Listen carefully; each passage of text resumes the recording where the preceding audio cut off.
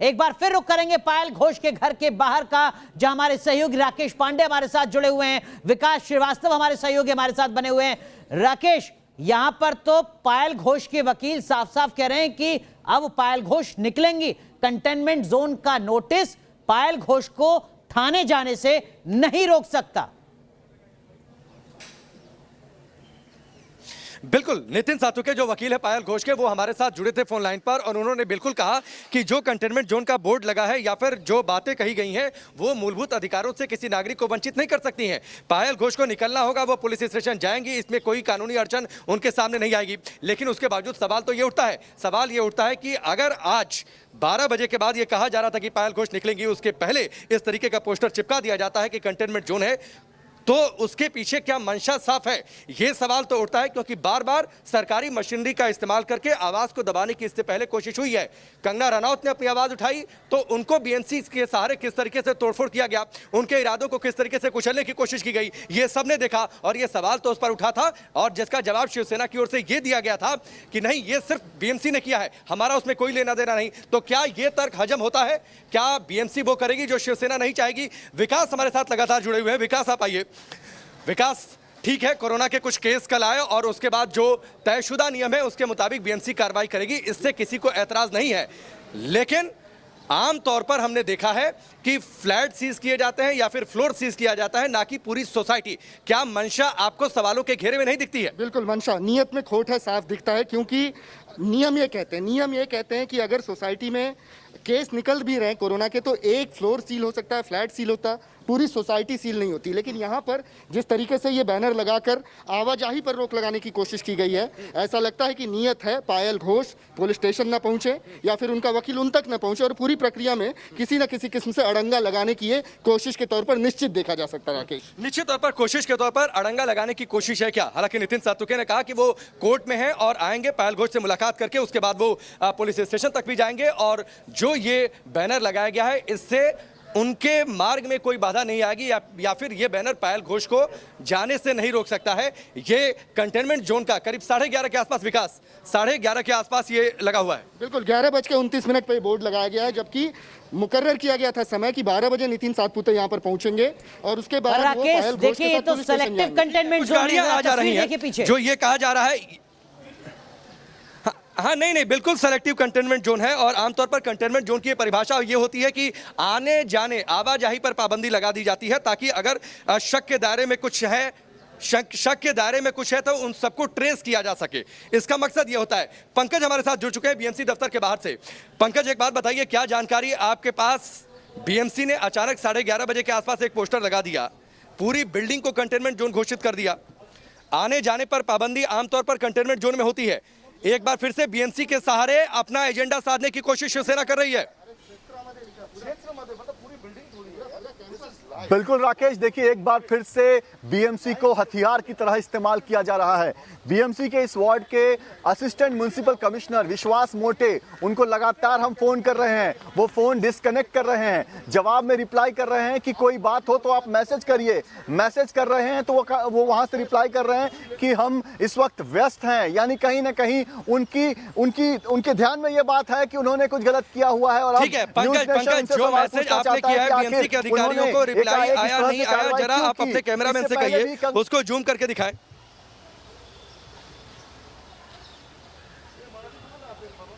जी बिल्कुल, देखिए मैं अपने कैमरामैन से कहूंगा कि वो जूम करके दिखाए कि कैसे हम लगातार बीएमसी के यहाँ के जो असिस्टेंट म्युनिसिपल कमिश्नर हैं उन्हें कॉल कर रहे हैं और आप देख सकते हैं लगातार कॉल जो है वो डिस्कनेक्ट किया जा रहा है। और इसके अलावा आपको मैं वो मैसेज भी दिखाता हूँ जो मुझे रिप्लाई में आया है। देखिए मैंने उन्हें मैसेज लिखा था need to do your interview on rules related to containment zones. Containment zones के क्या नियम है, इस पर हम आपसे बात करना चाहते हैं, आपका इंटरव्यू करना चाहते हैं। उन्होंने रिप्लाई किया seems difficult as we are concern on field campaigning. वो कह रहे हैं कि वो फील्ड कैंपेनिंग को लेकर चिंतित हैं, इसलिए वो बात नहीं कर सकते। ये बहाना है राकेश, इसके पहले भी हम लगातार उनसे संपर्क में रहे हैं, लेकिन उन्हें पता है कि आज हम किस विषय पर बात करना चाहते हैं। यही वजह है कि वो न्यूज नेशन के सामने आने से बचना चाहते हैं और जानबूझकर वो हमारा फोन नहीं उठा रहे हैं। जी बिल्कुल निश्चित तौर पर जानबूझकर फोन नहीं उठा रहे हैं। मानवी तनेजा हमारे साथ जुड़ चुकी हैं, सीधे उनका रुख करते हैं। मानवी तनेजा, कंगना रनौत के मसले पर हमने किस तरीके से देखा था कि किस तरीके से बीएमसी को अपना हथियार बना लिया गया था, क्या आपको ये लगता है कि ये जो अब कार्रवाई हुई है इसमें बीएमसी को हथियार बनाया जा रहा है?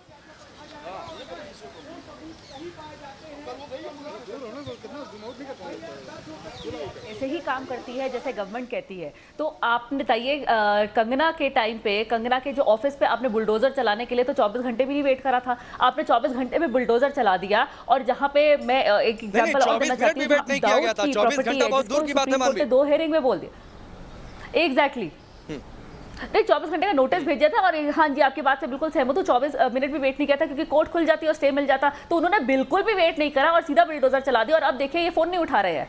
अब कहाँ गई?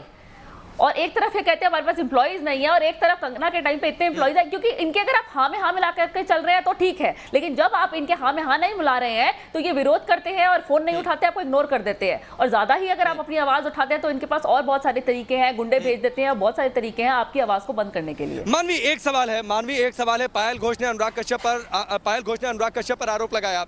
आपको क्या लगता है, क्या एजेंडा हो सकता है? क्यों अनुराग कश्यप को बचाने की कोशिश हो रही है? अनुराग कश्यप को इसलिए बचाने की कोशिश हो रही है क्योंकि वो एक मुकाम पहुंच चुके हैं, वो एक लेवल पे है इस वक्त बॉलीवुड के कि काफ़ी लोग उनको लुकअप कर रहे हैं। और जैसे कि उनकी आप हिस्ट्री देखें जो उन्होंने मूवीज़ वगैरह करी हैं, तो वो इस वक्त ऐसे लेवल पे है कि कोई उनके लिए आवाज़ उठाना नहीं चाहता। कोई चाहेगा भी ना तब भी आवाज़ नहीं उठाना चाहता। उनको पता है कि पायल तो अभी देखिए उनका ज़्यादा अभी करियर सेट नहीं है इंडस्ट्री में। और आप कहते हैं ना, बड़ी मछली से कोई पंगा नहीं लेना चाहता। अगर आप एक समंदर में रहते हैं, एक तालाब में रहते हैं, तो मगरमच्छ से कोई बैर नहीं करना चाहता। तो इस वक्त कोई उनसे बैर नहीं करना चाहता, चाहे आधे लोग उनके साथ ना हो, लेकिन उनके साथ कोई भी बैर नहीं करना चाहेगा। इनफैक्ट अगर आप ट्वीट देखें तो बहुत लोग उनके फॉर में खड़े हो गए हैं, बहुत लोग उनके सपोर्ट में, उनके बैक पे खड़े हो गए हैं और ये बताते हुए कि ऐसे वो नहीं है, वो फेमिनिस्ट हैं, वो ऐसी हरकत नहीं कर सकते। उनके एक्स-वाइफ उनके फॉर में खड़े हुए हैं। बहुत ऐसे लोग हैं और अनुराग कश्यप को इस बात का एहसास था कि ऐसी आवाजें और बुलंद होंगी, तभी तो उन्होंने कह दिया अभी और आक्रमण होने बाकी हैं, ऐसे हमलों का और ज्यादा इंतजार रहेगा। प्राची हमारे साथ जुड़ चुकी है जो कि सामाजिक कार्यकर्ता हैं। प्राची, एक बात बताइए, क्या आपको नियत साफ नजर आती है? क्या ये सब कुछ एक निश्चित साजिश के तहत आपको नहीं दिखता है? बिल्कुल, देखिए, अंधेर नगरी और चौपट राजा, ये आपने सुना होगा। एक न्याय व्यवस्था जो है चरमरा गई है। एक आम व्यक्ति को क्या, एक खास व्यक्ति को जब न्याय नहीं मिल सकता, एक लड़की है जिसने नेशनल अवार्ड जीता है, एक ऐसी लड़की है जो साउथ से फिल्में करके अपना बॉम्बे में करियर बनाना चाह रही है, उसके साथ कुछ अभद्र व्यवहार हो रहा है। एक और तो वो सुशांत सिंह को अभद्र गालियां देने के बाद उसको बाद में अपना बेटा बताते हैं संजय राउत जी। अब फिर उसके बाद कंगना को पागल या नटकी उद्धव सरकार के लोग कह देते हैं, उद्धव ठाकरे कह देते हैं। नहीं प्राची, ये भी जानकारी है कि संजय राउत ने ये कहा है, प्राची, संजय राउत ने ये कहा है कि जो बात पायल घोष कह रही है ये बड़ी मामूली बात है। ये बात मामूली नजर आती है? ये उनके घर में मामूली होती होगी, लेकिन हमारे आम परिवारों में मामूली नहीं होती है। जिस लड़की को अपनी अना से समझौता करना है, यानी कि अपने सम्मान से समझौता करके काम करना है, वो करे। उनके परिवार की लड़कियां वो लेकर आए हैं, वो दूसरे को क्यों बोल रहे हैं इस तरह की बेहूदी की बात? इस तरह से उनके ऊपर कार्रवाई होनी चाहिए। आप देखिए, सत्ता का नशा, जो सरकार, जो संगठन मानवी, मैं आपको भी लाता हूँ, ये मामूली बात है जो संजय राउत ने कही है, ये मामूली बात है? ये संजय राउत ने जो कही है वो बिल्कुल भी नहीं, और हम बर्दाश्त नहीं करेंगे, बिल्कुल भी बर्दाश्त नहीं करेंगे। आप ऐसे कैसे किसी के लिए कमेंट कर सकते हैं? अगर कोई आवाज उठाएगा तो आप कुछ भी कमेंट करना शुरू हो जाएंगे, आप कैसे बर्दाश्त करेंगे? बिल्कुल भी this is not at all acceptable. एक लीडर जिनको हम फॉलो करते हैं, अगर वो ऐसी अभद्र भाषा बिल्कुल एक्सेप्टेबल नहीं है। रेखा अग्रवाल हमारे साथ जुड़ चुकी है जो कि वरिष्ठ वकील है, मैं सीधे उनका रुख करता हूं। रेखा अग्रवाल, पायल घोष के वकील ने कहा है कि कंटेनमेंट जोन का बोर्ड या फिर तमाम धाराओं की बातचीत, ये पायल घोष को रोक नहीं सकता है कि वो पुलिस दफ्तर जाए, पहुंचे और वहां पर अपनी शिकायत दर्ज करें। बिल्कुल सही कहा पायल घोष के वकील ने। कानून इतना भी जो कहते हैं नपुंसक नहीं है कि वो बैठे बैठे देखता रहे कि ऐसा क्या हो रहा है। इतना बड़ा क्राइम अगर कोई महिला कहती है, कोई महिला कहती है कि उसके साथ यौन अत्याचार हुआ है, यौन उत्पीड़न हुआ है, और वो अपनी आवाज़ को बुलंद करती हैं, चाहे जो आरोपी है कोई भी व्यक्ति हो सकता है, चाहे अनुराग कश्यप है, कोई बहुत बड़ा नेता हो सकता है, कोई आम आदमी हो सकता है, छोटा मोटा आदमी भी हो सकता है, पर कानून की नज़र में सब बराबर हो, चाहे वो अनुराग कश्यप हो, चाहे वो चलिए चलिए, मैं रेखा जी आपके पास आता हूं। इंतखा फारूकी शिवसेना नेता वो हमारे साथ जुड़ चुके हैं, उनका रुख करते हैं। फारूकी साहब, क्या आपने एक बार फिर से तय कर लिया कि बीएमसी को अपना हथियार बनाएंगे कंगना रनौत के बाद? जी नहीं, बिल्कुल नहीं। इसमें जो तहकीकात है वो बिल्कुल से होगी, बराबर से होगी। और अभी जो भी है आगे की कार्रवाई वो देखी जाएगी कि किस तरीके से आगे काम करना है, किस तरीके से जो भी आगे की है उसके ऊपर बराबर से जो है कार्रवाई। तो आगे कैसे काम होगा? चलिए आप बता दीजिए फारूकी साहब, आगे काम कैसे होगा? आगे काम कैसे होगा? पायल घोष को अपनी शिकायत दर्ज करानी है। कल वो कहती रह गई उन्हें सुरक्षा दी जाए, देर रात वो पहुंचती हैं, वहां पर 2 पुलिस अधिकारी मौजूद नहीं हो पाते हैं, जो महिला पुलिस अधिकारी मौजूद नहीं हो पाती हैं, जिसकी वजह से उन्हें वापस आना पड़ता है। आज फिर उन्हें जाना था, लेकिन इसके बाद अब पूरे बिल्डिंग को कंटेनमेंट जोन घोषित कर दिया गया है।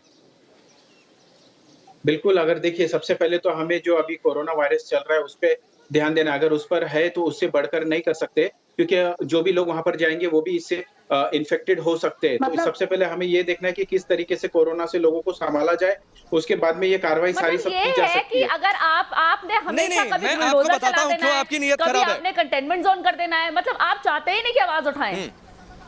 आप चाहते ही नहीं कोई आवाज उठाए, क्योंकि आपका बुलडोजर तो चला नहीं सकते, हर घर पे बुलडोजर नहीं चला सकते, कंटेनमेंट जोन कर देंगे। तो आप क्या चाहते हैं कि कोई आवाज ही ना उठाए, कोई आवाज ही ना उठाए? इसका मतलब वो सही है। अब मैं ये बोलना चाहूंगी कि वो बिल्कुल सही है, तभी आप नहीं चाहते कि वो कंप्लेंट करे फाइल। कोई इलीगल कंस्ट्रक्शन नहीं दिखता। कोरोना अभी आ गया। एक मिनट में आपके पास आता हूं और प्राची आपके पास भी आता हूं। एक सवाल फारूकी साहब आपसे, और आपने नियत की बातचीत कही ना फारूकी साहब, एक मिनट, सभी शांत हो जाइए, सभी शांत हो जाइए। फारूकी साहब, आपने नियत की बातचीत कही ना, आपकी नियत बड़ी साफ है।